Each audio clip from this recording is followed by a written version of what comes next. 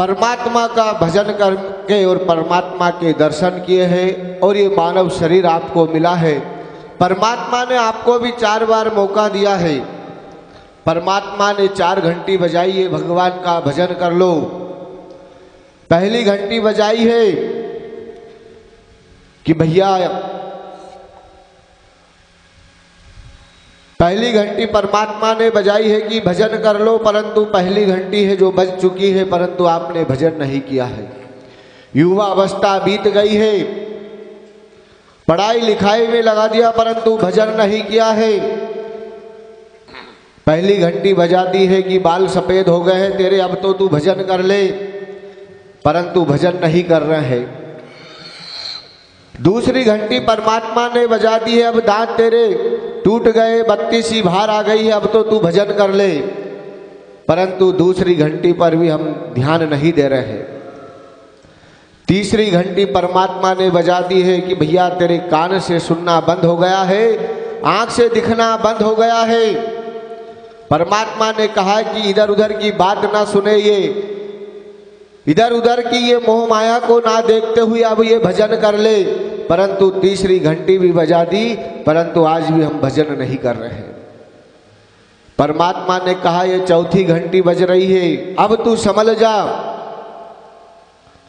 चौथी घंटी बज जाती है, कमर टेढ़ी हो जाती है, खटिया पे हम लग जाते हैं, 60 वर्ष की उम्र हो जाती है, परंतु हम भजन नहीं कर रहे हैं।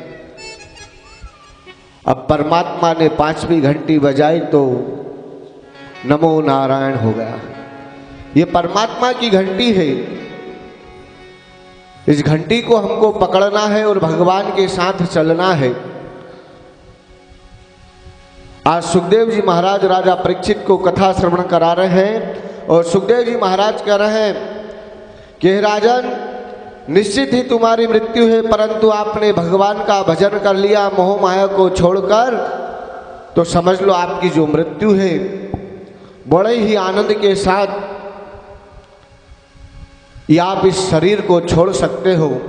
राजा परीक्षित कह रहे हैं, सुखदेव जी महाराज बोल रहे हैं राजन, आज 3 दिवस की कथा है, आपको कुछ जलपान करना है। तो राजा परीक्षित कह रहे हैं कि राजन, इस जल के कारण ही मुझे श्राप लगा है, भूख प्यास के कारण ही श्राप लगा है। मैं भूख प्यास को जीत नहीं पाया हूं, परंतु मुझे भूख लग रही है, प्यास लग रही है, किसकी? अमृत कथा की प्यास लग रही है। इस अमृत कथा को आप श्रवण कराइए, जिससे मेरी मृत्यु हो जाए, मेरा मोक्ष हो जाए। ऐसी कथा आप लोग श्रवण कर रहे हैं। कथा सुनने से पहले सुखदेव जी महाराज ने कहा है कथा वही सुन सकता है जो सच्चा श्रोता होता है। श्रोता भी 3 प्रकार के होते हैं। एक सरोता की तरह होता है, जो कथा पांडाल में आता है वो सरोते की तरह कथा को काटता रहता है। 7 दिवस की कथा तो है, परंतु भीड़ नहीं है, टेंट ऐसा लगा हुआ है, अरे टेंट मेंट को छोड़ो, आप तो सिर्फ कथा श्रवण करो। एक श्रोता वो होता है जो 12 बजे कथा में आता है और टिक कर सो जाता है, 4 घंटे पता नहीं कब चले गए हैं। और एक सच्चा श्रोता वही होता है जो कथा को श्रवण करता है। बोले गोपाल कृष्ण भगवान की जय। प्रेम से जयकारा तो बोलो, जयकारा बोलने से भी बहुत फायदा है।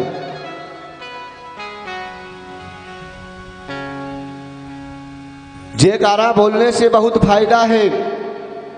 आप भी जानते हो कि जब हमारे पास पैसे हो जाएंगे तो हमारा नाम हो जाएगा। आज के समय हम यही चाहते हैं कि पहला हमारे पास अच्छा मकान हो जाए, दूसरा हमारा लिबास हो जाए और तीसरा जेब में पैसे आ जाए। नाम के लिए व्यक्ति सब कुछ कर रहा है, उस परमात्मा के पास अपना नाम पहुंचना चाहिए। उस जगत में अगर आपने जय कर दी है तो समझ लो आपकी भी विजय हो जाएगी। हमारे शरीर में कई प्रकार के रोग दोष भरे हुए हैं, इसलिए एक बार प्रेम से जयकारा बोले, बोले गोपाल कृष्ण भगवान की जय हो, वृंदावन बिहारी लाल की जय हो। कथा के अंतर्गत में ध्रुव जी महाराज के बाद में भूगोलों का वर्णन आता है। भूगोल के बाद में सुखदेव जी महाराज राजा परीक्षित को आत्मज्ञान का वर्णन बताते हैं और इन्हीं के पश्चात में राहुगण संवाद होता है और भरत जी का चरित्र आता है। एक बार भरत जी एक नदी सरोवर के किनारे पर बैठकर तपस्या कर रहे थे।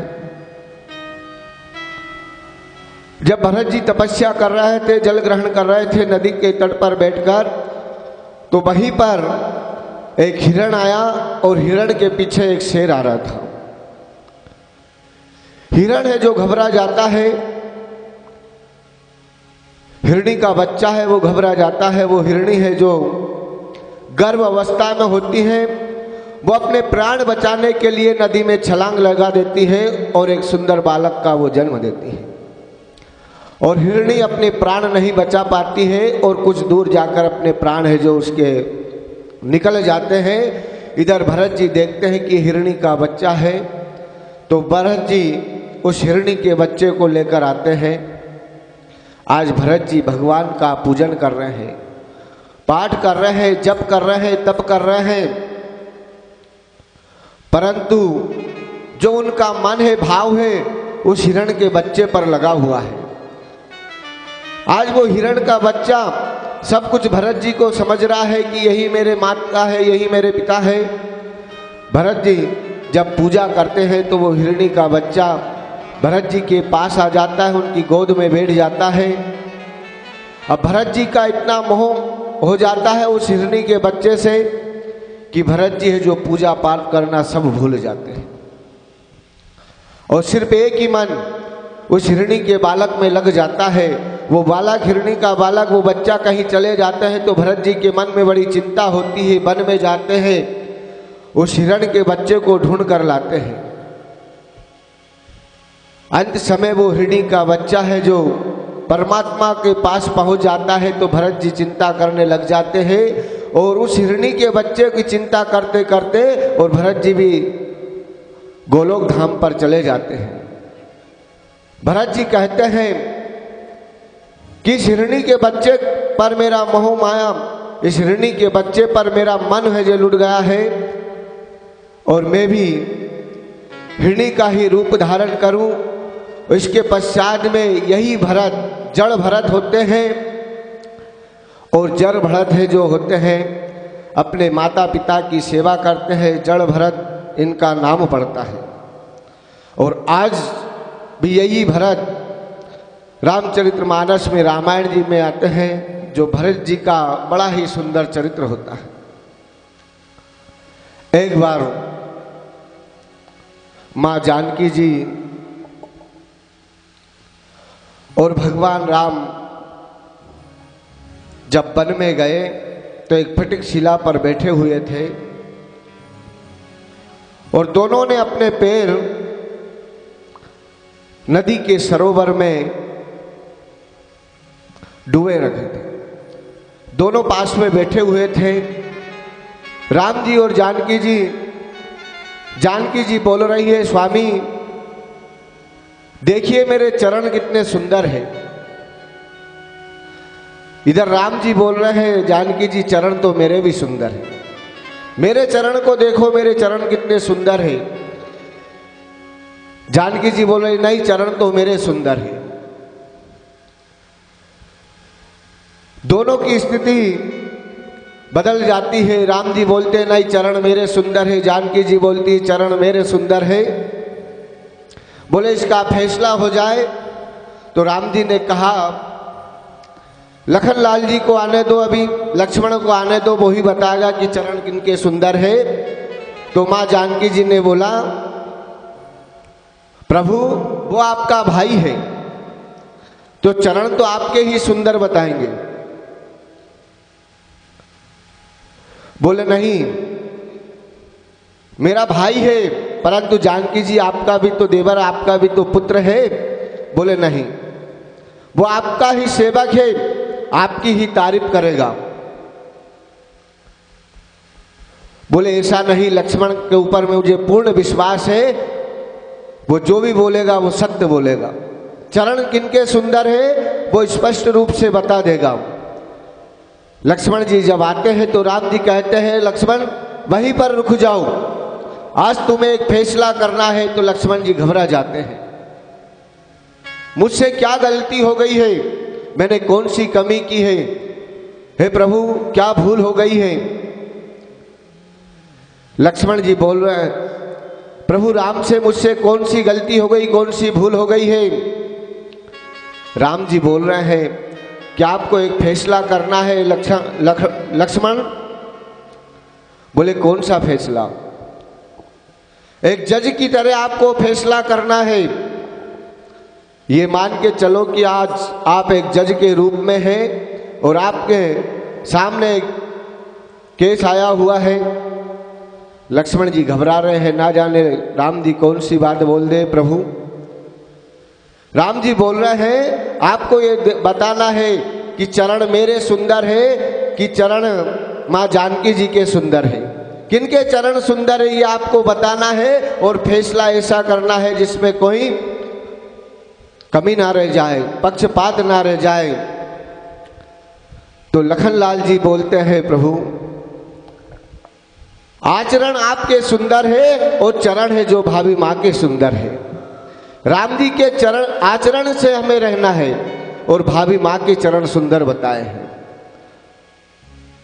अब चरण की बात आए, एक जगह कथा चल रही थी, यही दृष्टांत हमने बोला तो वहां पर वो बोलने लगे पंडित जी आचरण की अगर बात आप करते हो तो ये सत्य है कि राम जी का आचरण हो, राम जी के अनुसार राम जी ने जो किया है वो हमें करना चाहिए, परंतु माँ जानकी जी के चरण सुंदर क्यों है, इसका क्या कारण है। एक बार जब भगवान राम लंका पर विजय करने के पश्चात अवधपुर में पधारे हैं और वहां पर उनको राज तिलक हुआ है, तो सारी प्रजा, सारे मंत्रीगण, सुग्रीव, जामवंत, अंगद, हनुमान जी सब भगवान को नमन कर रहे हैं एक एक से। लखनलाल जी भगवान माँ जानकी जी प्रभु राम जी को नमन कर रहे हैं और धीरे धीरे सबकी बारी आती है। अब उसके पश्चात में भरत जी की बारी आती है। भरत जी प्रभु श्री राम के चरणों में निवेदन करते हुए माँ जानकी के चरणों में प्रणाम करते हैं और जानकी के चरणों में जब प्रणाम करते हैं तो भरत जी की आंख में से आंसू आ जाते हैं। हनुमान जी बोल रहे हैं आज भरत जी माँ जानकी जी के चरणों को प्रणाम कर रहे हैं, परंतु ये आंख के आंसू क्यों आ रहे हैं, क्या कारण है।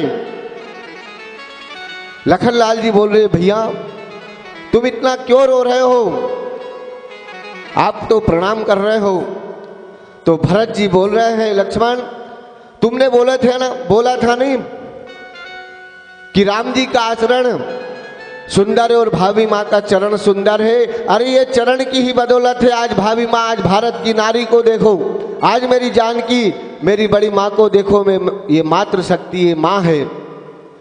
आज माँ ने, माँ जानकी जी ने जब रावण हर के ले गया, रावण के मन में विचार था कि मैं अपनी लंका में रखूं, परंतु माँ जानकी जी ने उस सोने की लंका को अपने चरण से ठुकराकर और वापसी आ गई है, इसलिए ये चरण सुंदर है। एक पति के प्रभाव से, माता पिता के प्रभाव से आज जानकी जी ने सोने की लंका को ठुकराकर और वापसी आ गई है, इसलिए माँ जानकी के चरण सुंदर है। जो भी भारत की नारी है, आज भरत जी बोल रहे हैं कि आज से जो भारत की नारी पति व्रत धर्म का पालन करती है, माता पिता की सेवा करती है, सास ससुर की सेवा करती है, उसके ऊपर किसी प्रकार की कोई विपत्ति ना आ जाती है। आज का कलयुग का समय है।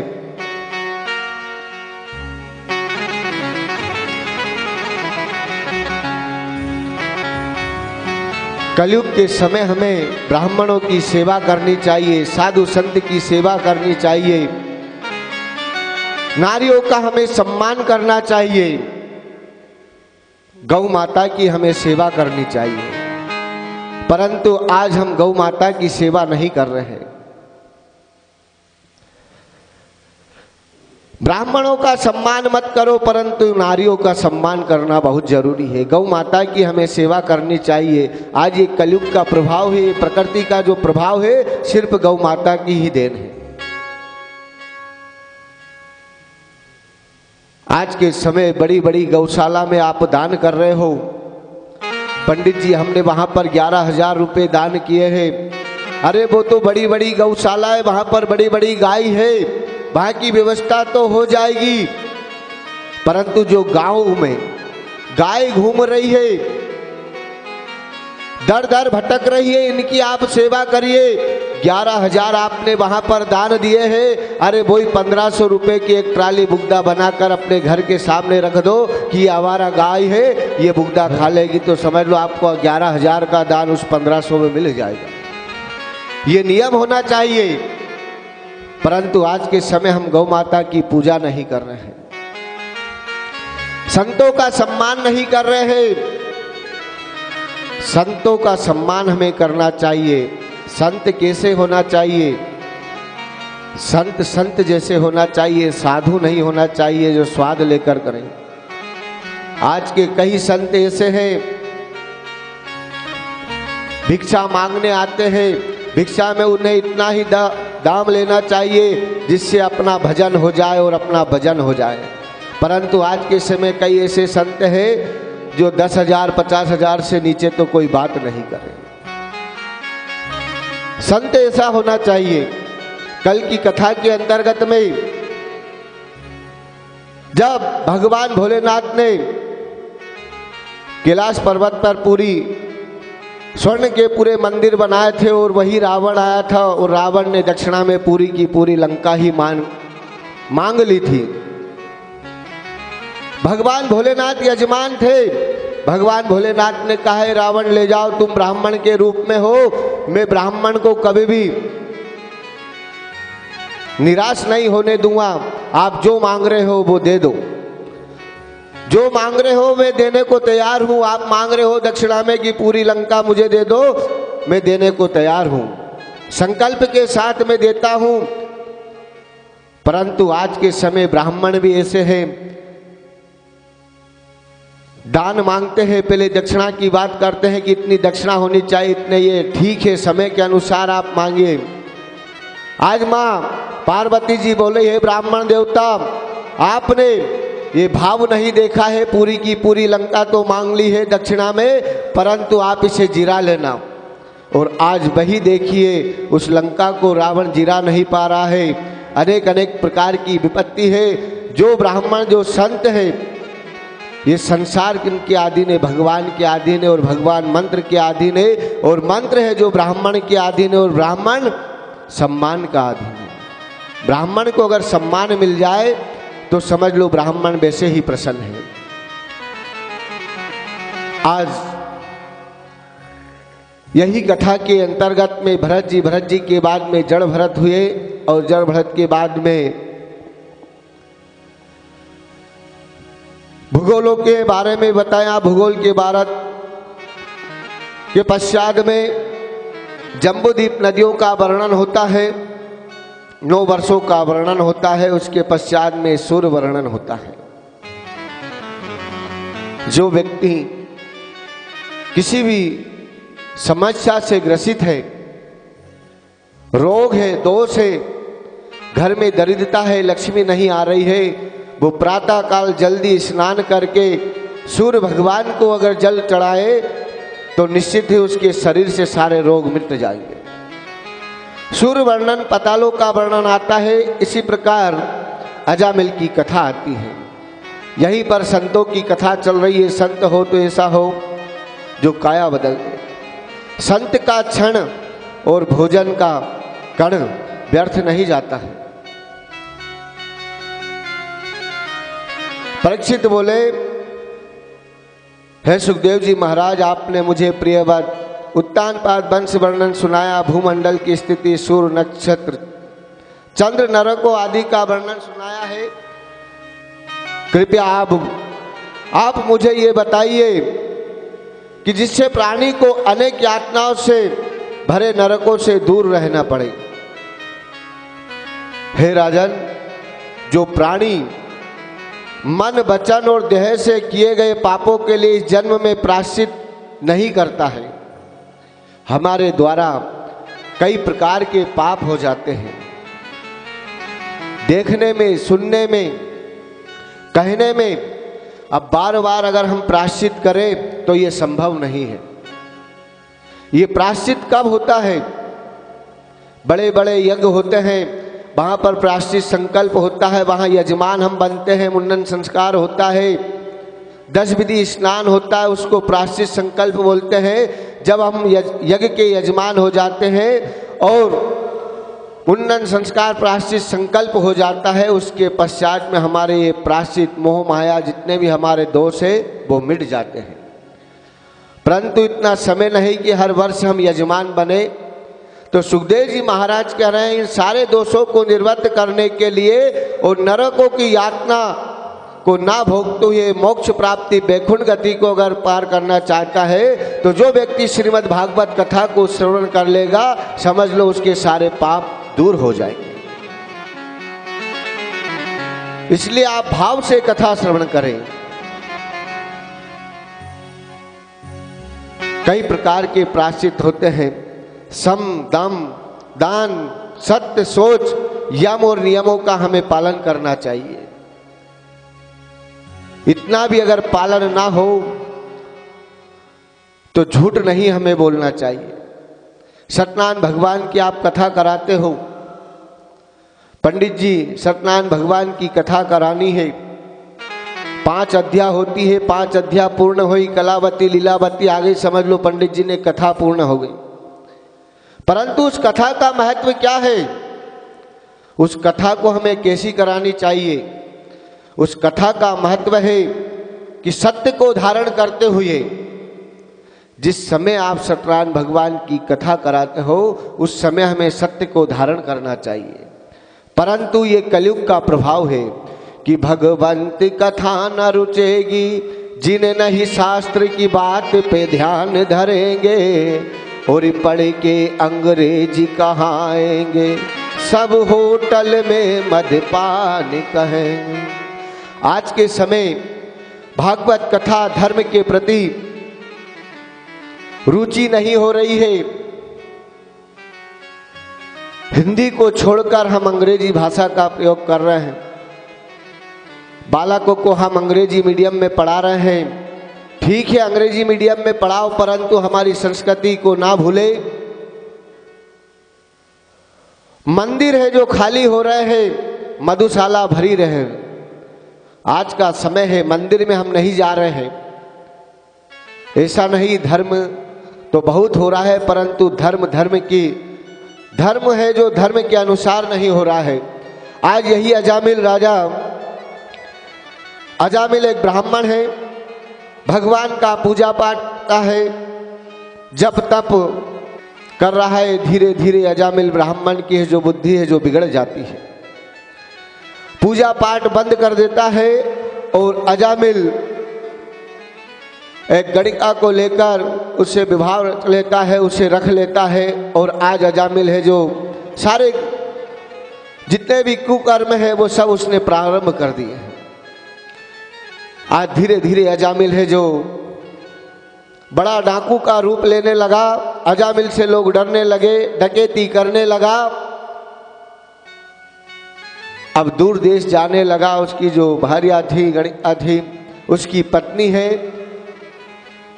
वो बड़े ही धर्म के जानने वाली थी, ब्राह्मणी थी।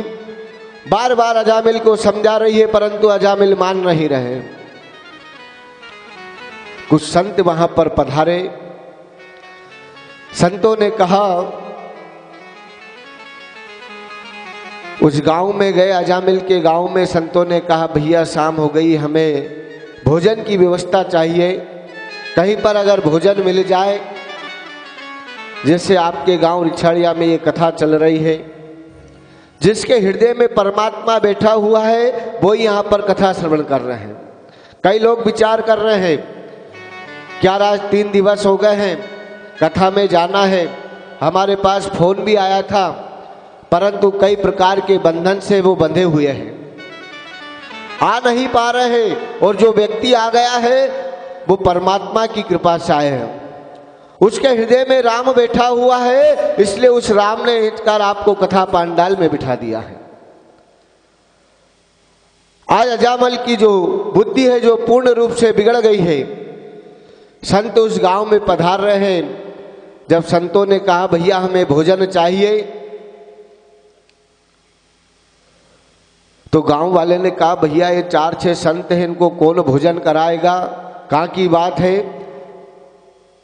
तो कुछ लोग हैं जो संतों का मजाक उड़ाने लगे। कुछ लोगों ने कहा, एक सज्जन ने कहा एक काम करो, ये 4 संतों को अजामिल के घर भेज दो। जैसे कुछ लोग कई गांव में ऐसे रहते हैं, कोई घर से सक्षम रहता है पर दान नहीं देता है, लोग उसके आनंद लेते हैं कि भैया वो पटेल साहब के यहाँ भेज दो, उस भाई के पास भेज दो, उसके घर भेज दो, वो संतों को भी सुधार देगा। आज एक सज्जन ने कहा कि बाबा आप एक काम करो, आगे एक ब्राह्मण का घर है जिसका नाम है अजामिल ब्राह्मण का घर है, वो आपको भोजन भी देगा, प्रसादी भी देगा और आपकी सारी व्यवस्था भी कर देगा। कुछ लोग हंसने लग गए हैं। संत ठहरे हैं, ठीक है आज ब्राह्मण के घर भोजन होगा। कई लोग बोल रहे हैं भैया वो अजामिल के घर कहाँ भेज रहे हो, ऐसा ना हो कि वो बाबा के संतों के धन कमंडल फेंक दे। तो कुछ लोग बोल रहे हैं अरे जाने दो ये संत को, जो भी होगा वो निपटेंगे। बहुत सारे संत आते हैं, कभी दिन में आते हैं, कभी रात्रि में आ जाते हैं, इनका भोजन हम कहाँ कराएं। आज वही 4 संत अजामिल के घर जाते हैं और अजामिल के घर अजामिल की पत्नी वहां पर रहती है और कहती है, संत बोलते हैं हमें भोजन चाहिए। वो ब्राह्मण पत्नी बोलती है, प्रभु आइए महाराज जी आपका स्वागत है, हमें भोजन करना है, हमें विश्राम करना है।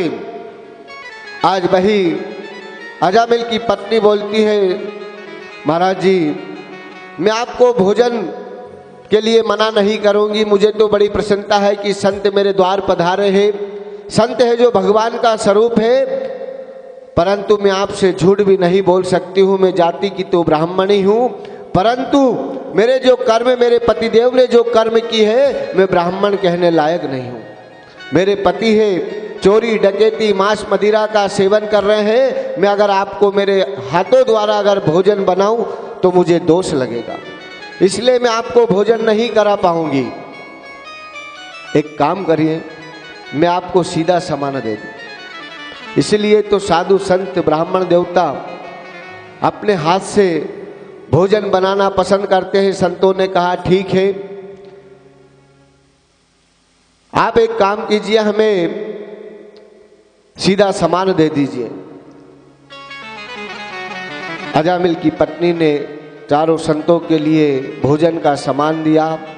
4 संतों ने द्वार के सामने एक बड़ के नीचे बढ़िया भोजन प्रसादी बनाया, भोजन प्रसादी ग्रहण किया और भोजन प्रसादी ग्रहण करने के पश्चात में संतों के जो शिष्य थे उन्होंने कहा, महाराज जी गुरुदेव अब हमें आगे की ओर प्रस्थान करना है।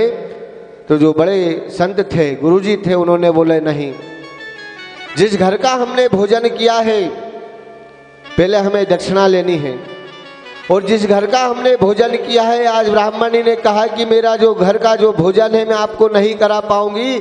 हमारा स्वभाव है कि उस अजामिल को हमें सुधारना है, उसे आशीर्वाद देना है। शिष्यों ने कहा, गुरुदेव वो अजामिल है, ना तो कोई आपकी बात मानेगा ना वो सुधरेगा। बोले हमारा कर्तव्य है। देखिए आज भी अगर संत से मांगना है, संत के पास क्या है, भगवान के पास क्या है, भगवान से अगर मांगना है, संत से अगर मांगना है, तो संत से यही बोलना चाहिए, संत देवता मुझे सिर्फ परमात्मा के दर्शन हो जाए, ऐसी भक्ति हो जाए कि मैं परमात्मा के दर्शन कर लूं। आज संत ने कहा कि हमें अजामिल से मिलना है। जब अजामिल आया, संत ने कहा कि हमने आपके घर का भोजन किया, हमें दक्षिणा दीजिए। अजामिल ने कहा भोजन कर लिया, वो बात ठीक है, भोजन कर लिया वो बात ठीक है, दक्षिणा की तो बात मत करो और आप यहाँ से अपने धन कमंडल लेकर यहाँ से चले जाओ, नहीं तो आपकी सारी व्यवस्था में लगा दूंगा। अजामिल ने कोई है जो दान दक्षिणा नहीं दी। संत ने कहा है भाई अजामिल, तू हमें दान दक्षिणा मत दे, परंतु हमारी एक बात मान ले, हमारा एक आशीर्वाद ले ले। जब तेरे यहाँ कोई पुत्र का जन्म हो, उस पुत्र का नाम तू हरि रख देना, नारायण रख देना, तो तेरा जीवन सफल हो जाएगा। अजामिल ने कहा ठीक है, जब हमारे यहाँ कोई ऐसा बालक का जन्म होगा उस समय हमें देखेंगे। आज अजामिल के यहाँ बालक का जन्म हुआ। अजामिल ने उस बालक का नाम नारायण रख दिया। अपने पुत्र से इतना प्रेम करने लगा कि हर समय अपने पुत्र का नाम हरि नारायण गोविंद लेने लगा। और अंत समय जब अजामिल का समय आया तो अजामिल जब अपने धाम को जाने लगा तो यम के पार्षद वहाँ पर आ गए। यम के पार्षद ने कहा अजामिल, तूने कोई भी पुण्य नहीं किया है। आज अजामिल है जो चिंतन करने लगा है। और वहीं पर भगवान विष्णु के पार्षद आ जाते हैं कि अजामिल ने चाहे दान नहीं किया, चाहे पुण्य नहीं किया, परंतु अपने पुत्र का नाम नारायण रखा है। उसी नारायण के जप से अपने पुत्र का नाम लेकर आज अजामिल ने बैकुंठ में स्थान बना लिया। बोली गोपाल कृष्ण।